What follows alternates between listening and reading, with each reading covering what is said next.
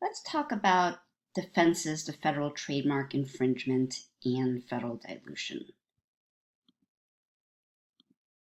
The first thing you should wonder is if you even need to consider an affirmative defense. In particular, remember that a plaintiff always has to have a prima facie case of trademark infringement before a defendant needs to try to raise an affirmative defense.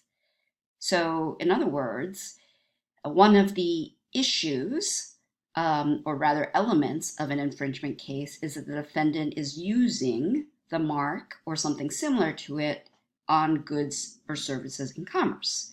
So if there is no such use, such as you are displaying the mark on an Instagram post, not selling anything with the mark on it, there's no need to get into affirmative defenses.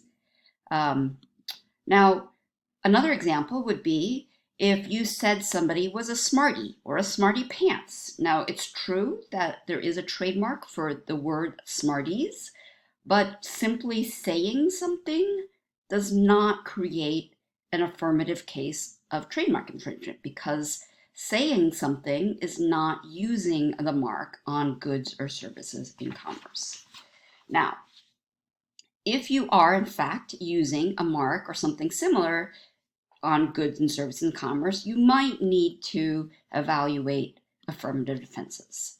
Now, what possible defenses exist?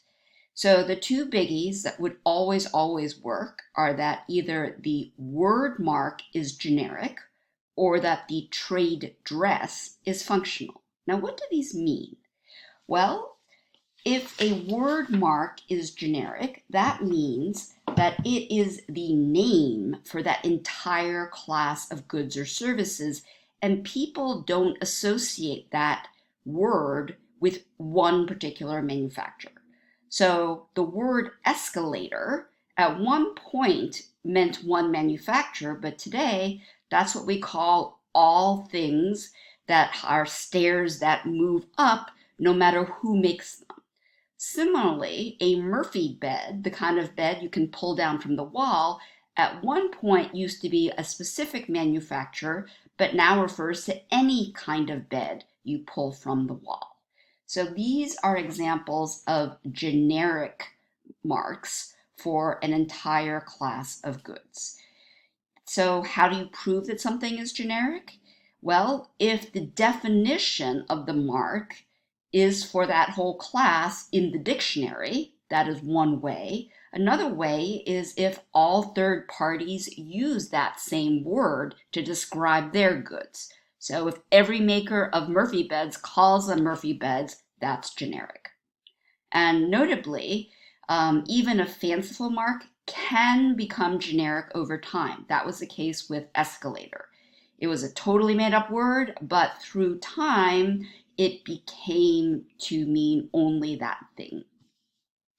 Now, one more thing about generic words is that some things you may think of as generic, they're not really generic yet because we still know that it doesn't define the entire class. So for example, Kleenex. Sometimes people will say, give me a Kleenex, but everyone still knows that that's not the only brand. There's also the Puffs brand and also like say an Osco or Walgreens brand, but that is kind of in danger. Now the other kind of always good defense is functional trade dress. This is something that everyone would need in the case of the color brown for chocolate, ice cream, or chocolate anything. People associate brown with chocolate. So no one manufacturer can have that.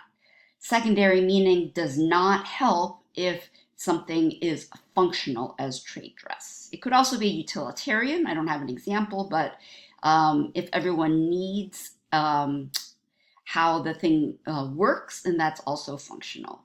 Now, these both have an asterisk because these are not only valid defenses to a trademark infringement suit, but also you could affirmatively raise them in a cancellation proceeding at the USPTO at any time. So even if it's been 10 years since the mark was registered, because these are fatal to the mark working as a mark, anyone can bring these up and get the mark off the principal register. Now, there are other affirmative defenses.